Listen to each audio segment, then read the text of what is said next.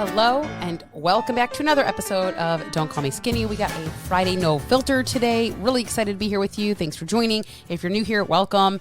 If you are old here, appreciate you tuning in yet again, supporting the show.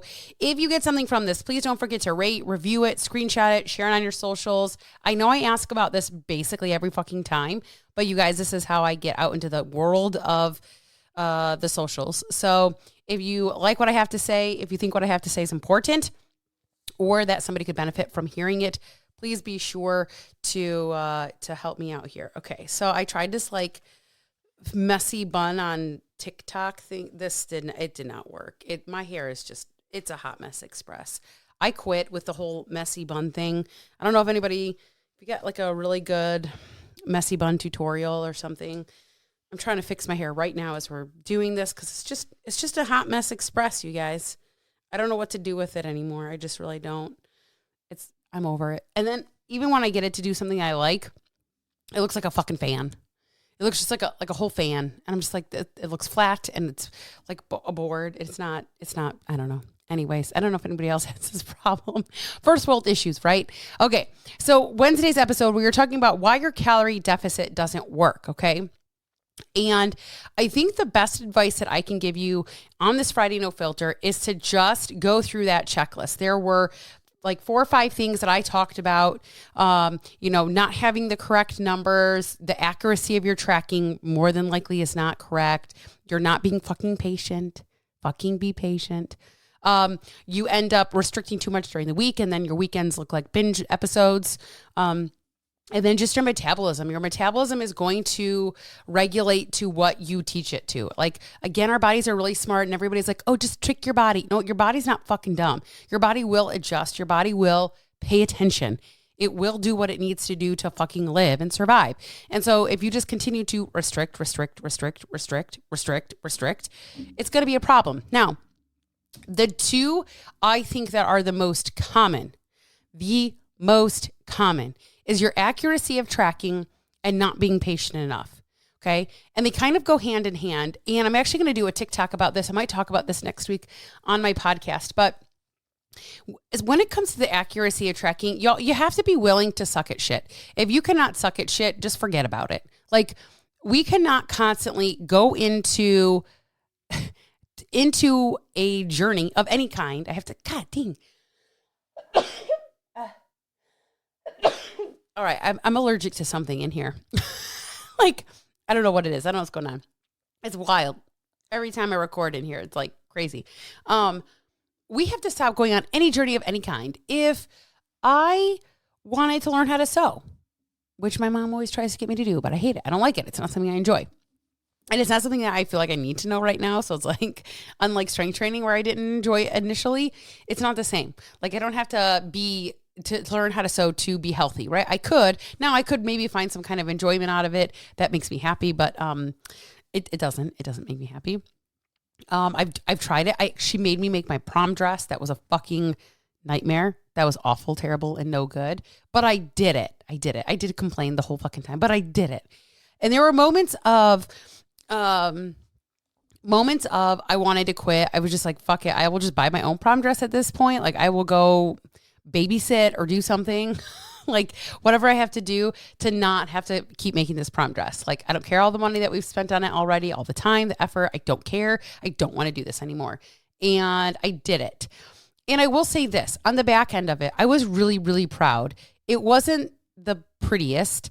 I was very amateur, right? And my mom was helping me, but like, let's be honest, it was not a store-bought dress.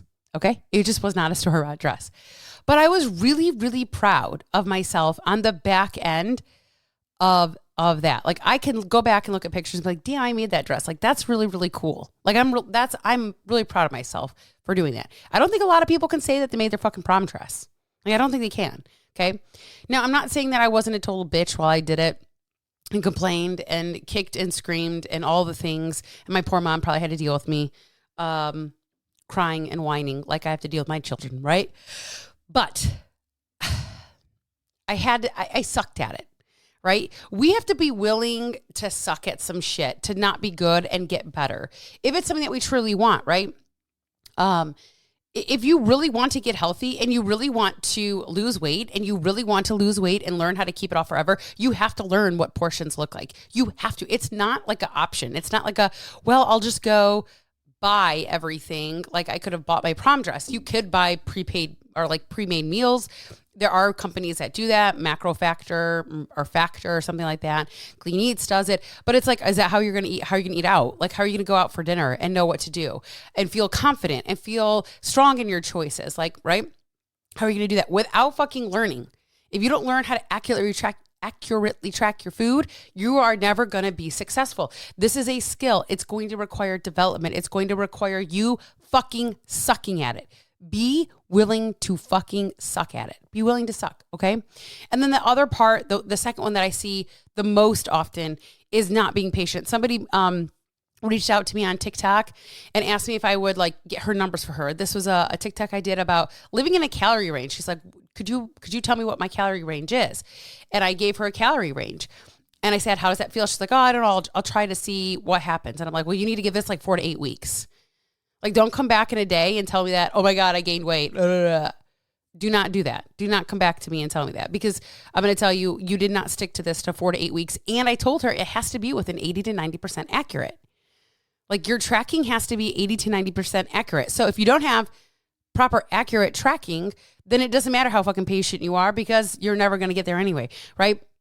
So these two things are the two biggest ones, like the two that stick out to me the most, the two that I have conversation around the most, and honestly, the two that I work with women every single day on. It's accuracy, honesty, awareness, and patience. That's it. Outside of that, you know what? We get accurate tracking. Your weekend habits, they're going to correct themselves eventually. You'll figure it out eventually. If it's not the right numbers, we're going to know what to do once you are tracking accurately and are patient and giving yourself, it's like, oh my God, I can't wait 3 weeks to see if these numbers work. Bitch, you've been unhealthy for the last fucking 10 years. Now all of a sudden you can't wait 2 weeks, 3 weeks, 8 weeks. Like, calm down, relax. It's okay. We're going to figure it out. If you give yourself space, if you give yourself patience, if you give yourself space to suck at something and learn as you go and understand that it's not going to be perfect every time you fucking get it out there. It's just not.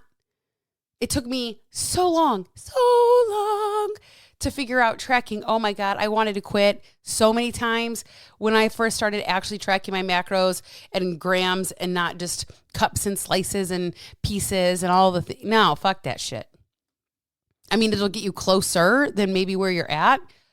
If you're not tracking in grams, you got to get there. You got to fucking get there. Okay. And you got to be doing it correctly. So, these are all things that we talk about and we have conversation around in Fat Loss Basics. Sarah, I'm so tired of you talking about your group coaching program. I don't care. Stop listening to the last 2 minutes of my show then. And the first 2. And just listen to the meaty part if that really bothers you. Okay. I talk about it because I believe in it. I talk about it because it's changing lives. And I talk about it because sometimes I have people who are brand new and they've never heard it before. So I appreciate my longtime listeners and even old former clients who constantly listen, who constantly, are here supporting, but like understand that this is what I do for a living. Okay. It's what I do. And this is what I have to talk about. So I will not stop talking about Fat Loss Basics. I refuse to stop talking about things that I believe will change somebody's life. Because if I did, there's a chance that I might not be able to change yours. So there's that. Okay. I hope you guys have an amazing weekend. It snowed.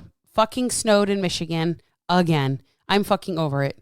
April 10th and it's snowing, which is not abnormal. My sister's birthday is on the 18th of April and typically it does something right around there. So I know in a week we're going to get hit with something else. I'm over it. I'm over winter. Winter, go away.